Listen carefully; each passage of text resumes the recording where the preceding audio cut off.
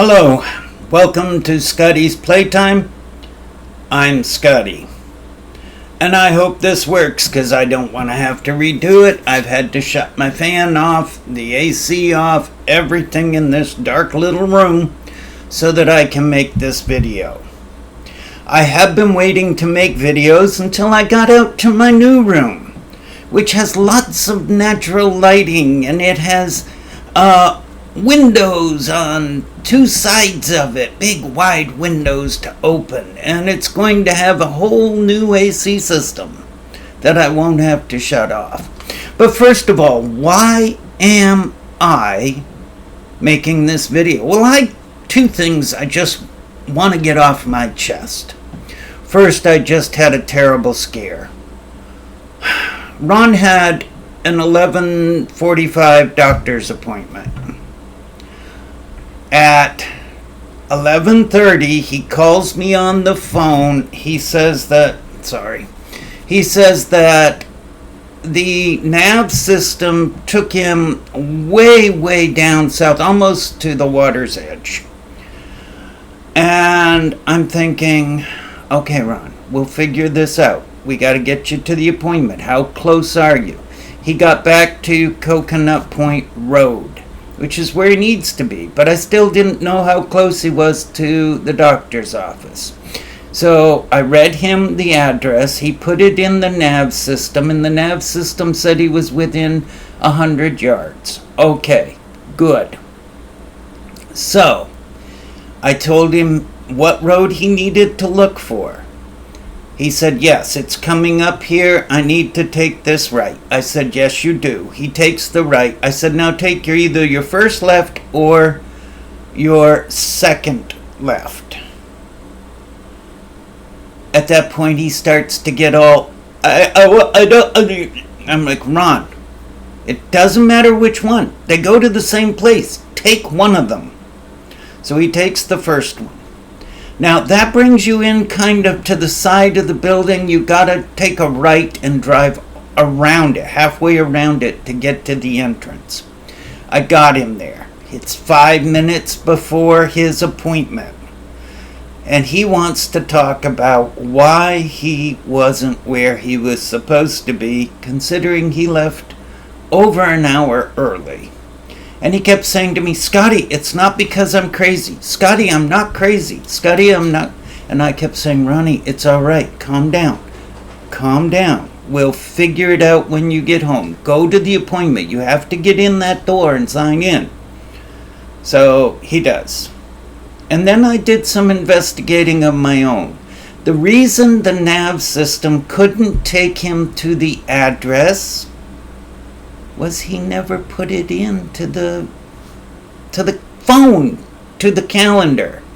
And when you set up the appointment in the calendar, Dr. So-and-so, you put in their address and the time and date of the appointment, do your alerts. When you plug that into the car system, it comes right up, says you have the appointment here, it's this many minutes, it's at this time, it's this many minutes to travel due to traffic, and here's the route. Hit go. He never put the address in. The nav system he thought he was following was just the navigation map going down the highway in front of him. I guess when he goes to that particular doctor, which is our longest one away, I'm going to have to go and drive him. It's going to upset him. He's going to be upset. Or I'm going to have to put it into the nav system for him. You know, when he makes the appointment, I'm going to have to go into it and see if the doctor's address is there. Okay. Luckily, the car knows home. All he has to do is push the home button and the car will bring him right here. All right. That is scary. And he wants to drive to New York.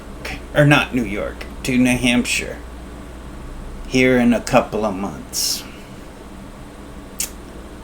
I'm not sure. His sister would prefer him to fly. He doesn't want to fly. I don't blame him. I won't fly. I haven't flown since 1996. I just simply won't do it. I don't have a fear of flying. Well, not until recently, when planes started falling out of the air and they're firing all the air traffic controllers. They had to change flights from one airport because they didn't have anybody manning the tower. Elon Musk says, that's okay, we can fire them all. I'll just supply Grok, my AI. Grok. First of all, who the flying names their program Grok? Unless you're a kid. Unless it's a cartoon program. This is supposed to be taken seriously by adults. One company named theirs Einstein. Another named theirs Watson. What does Elon the stupid Musk do? I'm gonna call mine by a great name. Grok. Anyway. But speaking of Musk, this is the last thing I want to say, because I want to keep this short and get the AC on. I'm a sweltering to death in here. Oh, by the way, what do you think of the new do? I'm kind of getting to really love it. I didn't think I would like that much. Ron hated it the first day. He was about in tears. But I really kind of had no choice. See, my hair was getting so thin and so, brittle that even if I'd have let it grow out to where I want it, halfway down over the years or something, it still wouldn't have been controllable. I was starting to wear headbands, looking like a teenager from the 19 whatevers movies. So anyway, back to my last subject, and I promise, last one this time. Same Musk we're talking about, and Doge. Well, actually, two things. But same person. I want to talk about same person doing both. They're cutting all these agencies, cutting contracts. Some have already been paid for, not much savings. But what's really being saved? No money. Firing the employees. 25,000 employees are fired. That's 25,000 less paychecks. That's more economic uncertainty. That's people who cannot add to the economy right now. They can't buy or spend because they're not getting a paycheck. All right, maybe they'll get unemployment. But that's also hitting the healthcare industry because their healthcare's gone. Okay?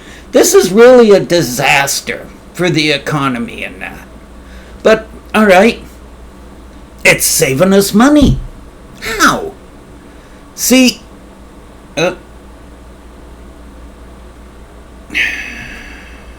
hold on.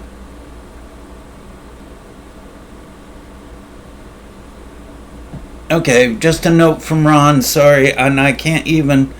Thanks, Scotty, for your help. Once I arranged to where I was used to going, I was fine. I'm sorry to worry you. Okay, so... Anyway, the money has already been budgeted. It's already come out of the Treasury to be spent. Congress has approved it.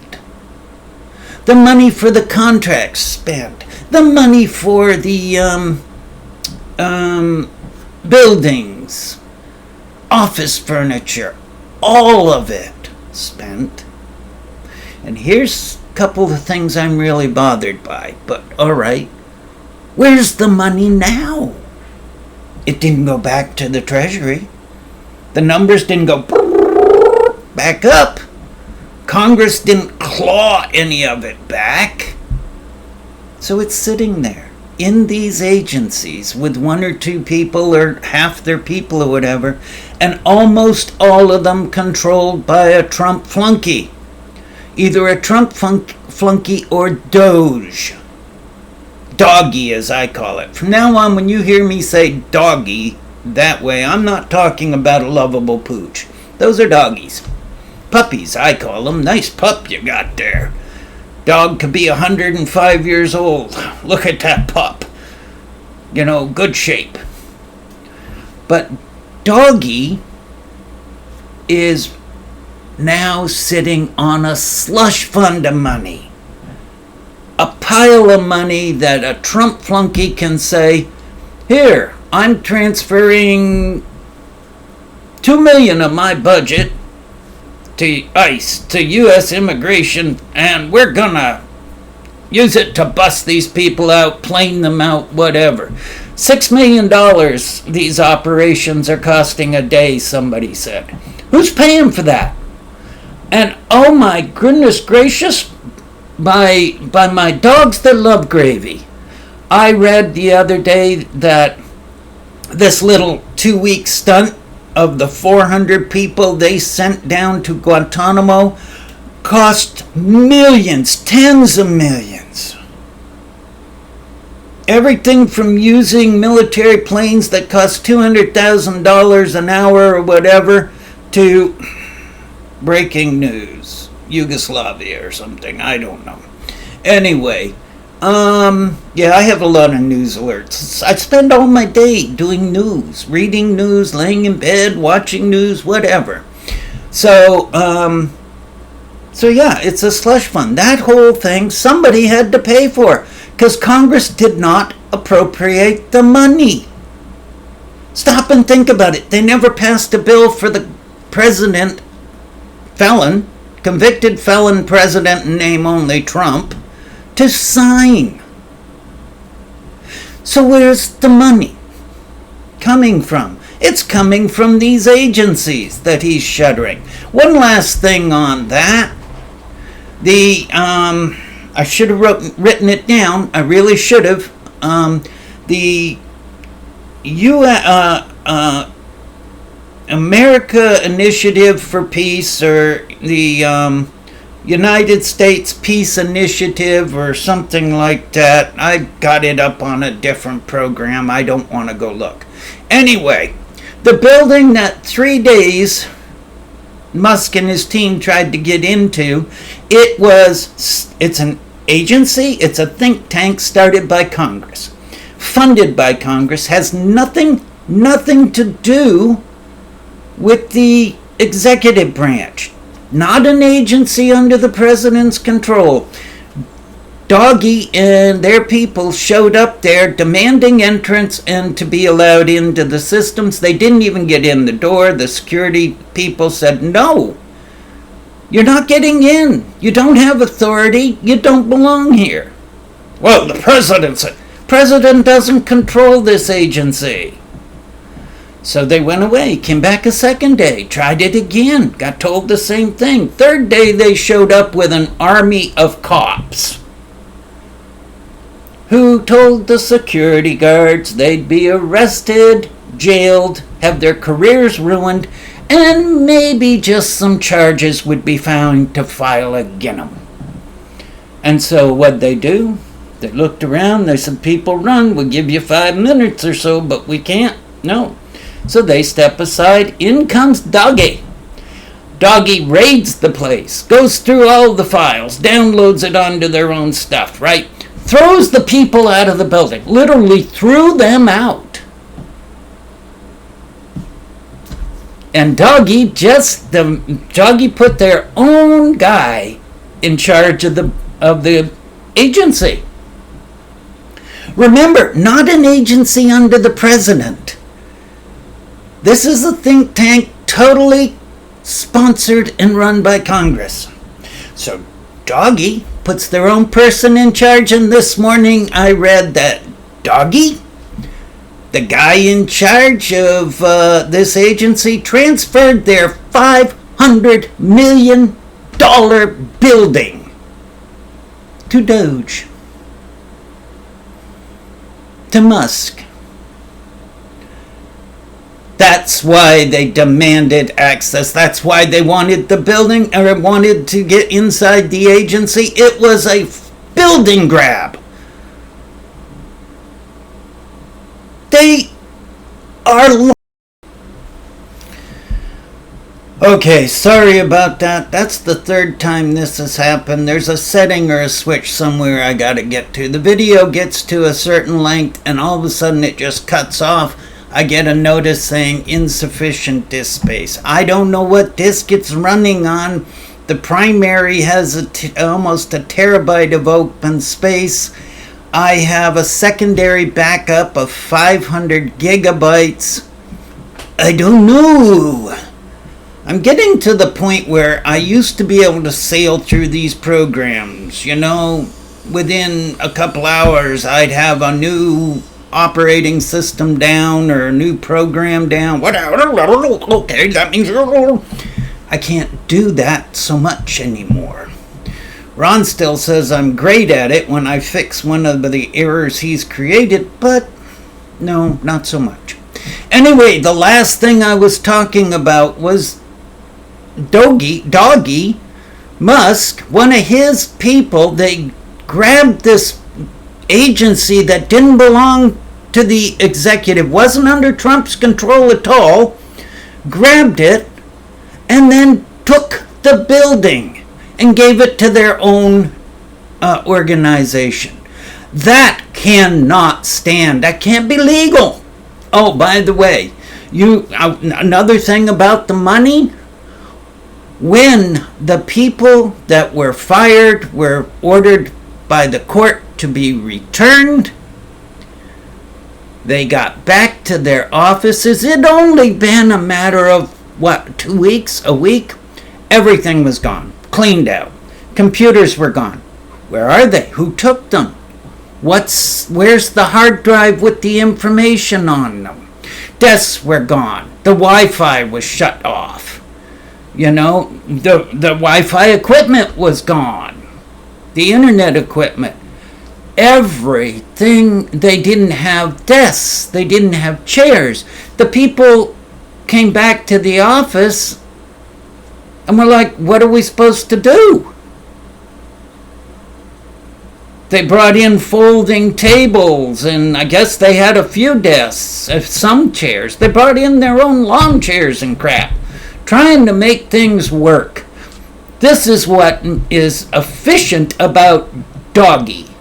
This is making our government more efficient for them, putting money in their pocket, gaining a $500 million building, all those supplies. How many of those items ended up in a Doggy person's house or apartment? All right, gotta go. It's sweltering in here, and I think I've got my heart rate up just as much as it can stand for a little while.